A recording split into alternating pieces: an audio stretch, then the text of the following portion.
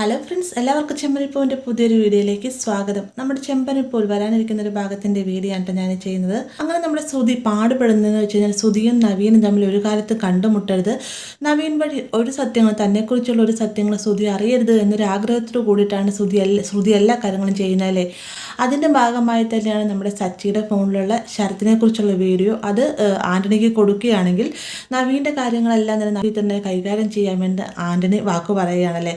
എന്നാൽ അതിനുവേണ്ടി ശ്രുതി പലതവണ ശ്രമിക്കുന്നുണ്ടെങ്കിലും അതെല്ലാം തന്നെ വെള്ളത്തിൽ വരച്ച വര പോലെ ആവുകയാണ്. പ്രൊമോയിൽ കണ്ട പോലെ സച്ചിയുടെ ഫോൺ നമ്മുടെ ശ്രുതിയുടെ കയ്യിൽ കിട്ടുന്നുണ്ട്. ഫോൺ ലോക്കൊക്കെ തുറന്ന് സ്ക്രോൾ ചെയ്ത് പോകുന്ന സമയത്ത് ശരത്തിൻ്റെ വീഡിയോ നല്ല വ്യക്തമായി തന്നെ ശ്രുതി കാണുന്നുണ്ട്. ആ ഒരു വീഡിയോ തൻ്റെ ഫോണിലേക്ക് സെൻഡ് ചെയ്യാൻ ഒരുങ്ങുന്ന സമയത്ത് കഷ്ടകാലം എന്ന് പറയട്ടെ നമ്മുടെ സച്ചിയുടെ ഫോൺ സ്വിച്ച് ഓഫ് ആയി പോവുകയാണ് കേട്ടോ. ശ്രുതി ഇതെല്ലാം തന്നെ പാടുവിടുന്നത് നവീൻ്റെ ശല്യം ഒഴിവാക്കുന്നതിന് വേണ്ടി ആൻ്റണിക്ക് വേണ്ടി കൊട്ടേഷൻ കൊടുക്കുന്നതിന് വേണ്ടിയിട്ടാണ്. എന്നാൽ ശ്രുതിയുടെ ആഗ്രഹത്തിന് ഓപ്പോസിറ്റായി തന്നെ നമ്മുടെ ശ്രുതിയും നവീനും തമ്മിൽ കണ്ടുമുട്ടുന്നൊരു ഭാഗമുണ്ട് കേട്ടോ.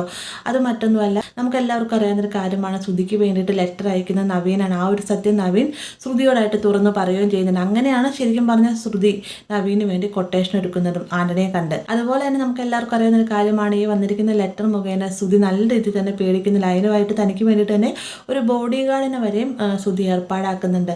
അപ്പോൾ ഈ ഒരു ലെറ്റർ അയച്ചത് ആരാണെന്നുള്ള അറിയാനുള്ള ആകാംക്ഷയിൽ ശ്രുതി നിൽക്കുന്ന സമയത്താണ് ഒരു സന്യാസി അങ്ങോട്ടേക്ക് വന്നിട്ട് പറയുന്നത്, നിങ്ങൾക്ക് ലെറ്റർ അയക്കുന്ന അയാളെ ഞാൻ കണ്ടു, ഇന്നൊരു അമ്പലത്തിൽ അയാൾ വരുന്നുണ്ടെന്ന്, ചെന്ന് കഴിഞ്ഞാൽ അയാളുമായിട്ട് സംസാരിക്കാം എന്നൊക്കെ പറഞ്ഞു എന്നൊക്കെ പറയാം കേട്ടോ. ഈ ഒരു സന്യാസി വന്നിട്ട് ശ്രുതിയോട് ഈ ഒരു കാര്യം പറയുന്ന സമയത്ത് ശ്രുതി ഉണ്ടാവും. ശ്രുതി വേഗം തന്നെ ശ്രുതിനെ തടഞ്ഞൊക്കെ നിർത്താൻ ശ്രമിക്കുന്നുണ്ട്.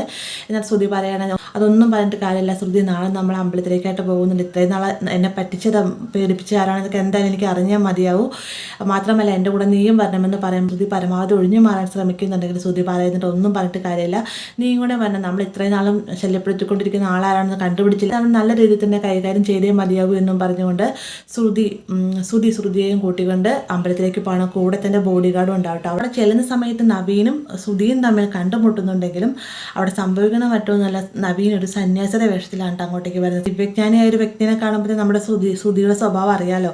വേഗം തന്നെ ഇയാളുടെ അടുത്തേക്ക് ചെല്ലുകയാണ്. നവീൻ വേഷം മാറി വന്നിരിക്കുന്ന നവീൻ്റെ അടുത്തേക്കായിട്ട് ചെല്ലുകയാണ് ചെയ്തത്. അപ്പോൾ നവീനെ കാണുമ്പോൾ തന്നെ ശ്രുതിക്ക് നവീനെ മനസ്സിലാകുന്നുണ്ട്. അതുകൊണ്ട് തന്നെ ശ്രുതിനെ നവീൻ്റെ അടുത്തേക്ക് പറഞ്ഞു വിടാതിരിക്കാനായിട്ട് ശ്രുതി ശ്രമിക്കുന്നുണ്ടെങ്കിലും ഒരു ദിവ്യജ്ഞാനിയുള്ള സന്യാസിയാണെന്ന് തോന്നുന്നു. എന്തായാലും ഞാൻ പോയി കണ്ട് സംസാരിച്ചിട്ട് വരാമെന്നും പറഞ്ഞുകൊണ്ട് ശ്രുതി നവീൻ്റെ അടുത്തേക്ക് ചെല്ലുകയും ഇങ്ങനെ സംസാരിക്കുകയൊക്കെ ചെയ്യും. സംസാരിക്കുന്ന സമയത്ത് ഈ നവീന് ശ്രുതിയുടെ കാര്യവും ശ്രുതിയുടെ ഭർത്താവിൻ്റെ കാര്യവും ഒരു ബിസിനസ്സിൻ്റെ കാര്യവും എല്ലാം അറിയാവുന്നതുകൊണ്ട് തന്നെ ഒരു ജ്ഞാനിയെ വ്യക്തി സംസാരിക്കുന്ന രീതിയിൽ ശ്രുതിയുടെ എല്ലാ കാര്യങ്ങളും തൊട്ടി സതുവരം പറയാണ്ട്. ഇതുകൂടെ കേൾക്കുമ്പോഴത്തേക്ക് ശ്രുതിക്ക് ഈ നവീൻ വേഷം മാറി വന്നിരിക്കുന്ന നവീൻ സന്യാസിനെ ഭയങ്കരമായിട്ട് അങ്ങ് വിശ്വാസമാവുകയാണ്.